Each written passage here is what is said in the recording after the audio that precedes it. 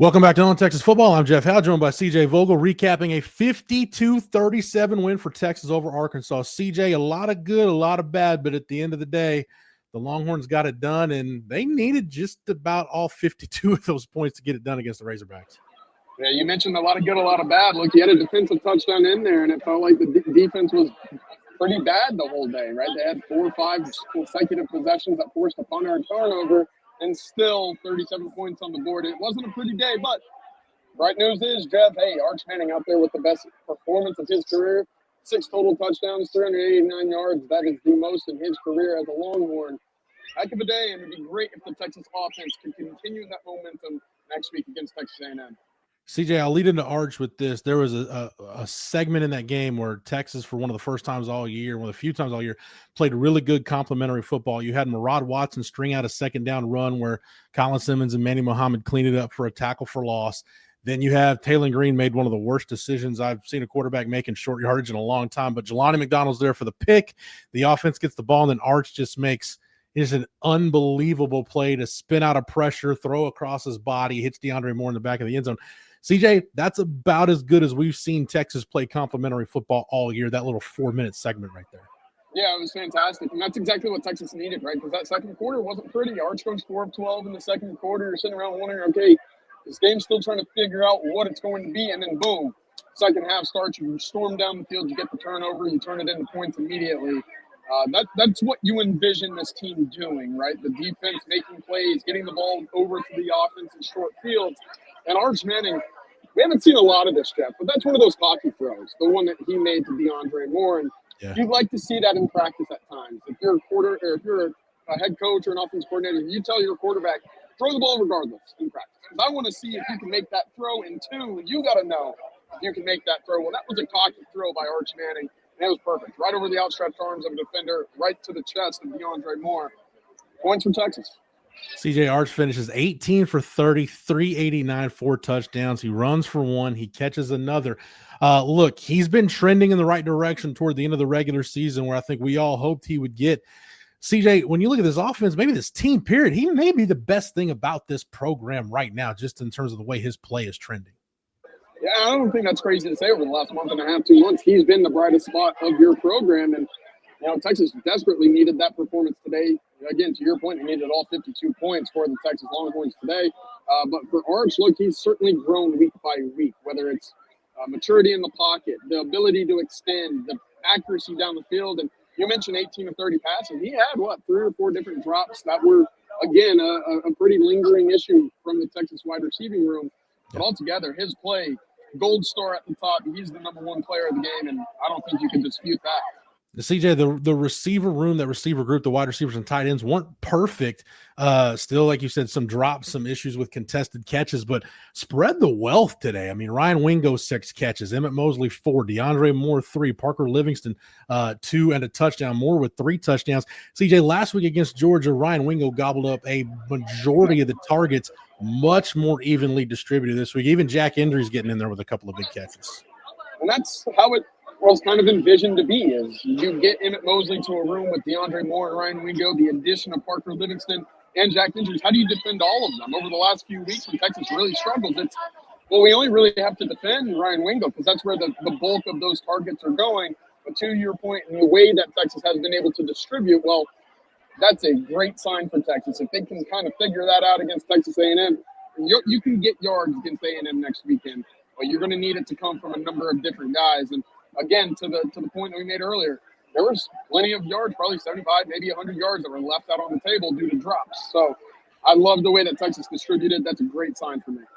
CJ, maybe the biggest storyline to monitor early in the week leading up to the A&M game is going to be the linebacker situation for Texas. Anthony Hill did not play today, but Anthony Smith ejected for targeting in the second half of this game, which means he's going to miss the first half against the Aggies on Friday. And CJ, with those 2 guys out, Texas a lot less athletic at linebacker, and Arkansas with their tight ends just ate up the middle of the field on Saturday. They certainly did, and tight end continues to be an issue for Texas defensively, right? We can go back to the Vanderbilt game. Georgia had a great game as well, throwing to their tight ends. But to your point, it's a huge concern because Trey Moore didn't have a great game today. You know, he was a guy that I thought Arkansas picked on a little bit in the passing game. Obviously, you mentioned the speed isn't where it is normally with Anthony Smith and Anthony Hill on the field. I do think there's some value in Bo Barnes getting some run late in this game, but how much do you really want to trust him against a top 5 team in a game where you desperately need to come away with stops, takeaways, and turnovers? That's going to be interesting because right now I'm not sure if that's going to be someone that Texas can rely on right now, and otherwise they're very, very thin at the position. CJ, what concerns you most with the defense right now? Had some coverage issues again today, and some of that was late when the game was already in hand for Texas. But missed tackles, CJ, again, especially early in this game, still a major, major issue for this defense. Yeah, it has been, and I think a lot of that has been the angles that these guys are taking, right? And look, Taylor Green's a heck of a quarterback. He can make plays with his legs as well as anybody in the country, but you've got to be aware of what the situation is, who you're playing against, and what kind of athlete they are. And I don't think Texas did the best job that they could have today when it came to corralling him, getting him on the ground. Mike Washington going down obviously was a big moment for Arkansas because, look, they were running all over Texas. That, to me, is the biggest concern.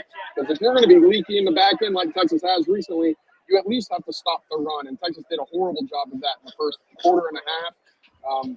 It looked like a very poor defensive performance that was loading up through 2 quarters.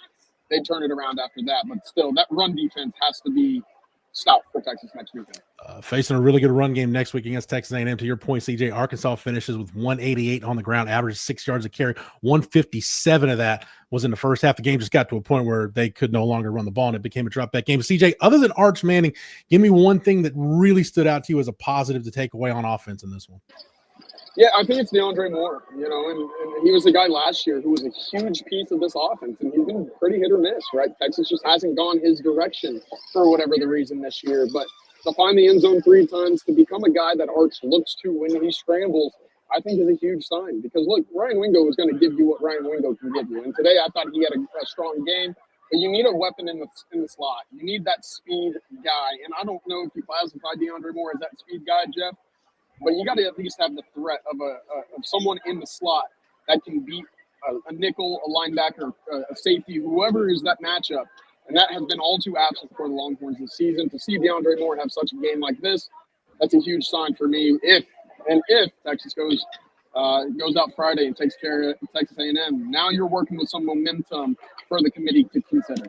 CJ, I'll wrap it up with this. Arkansas came into the game, one of the worst run defenses in the country.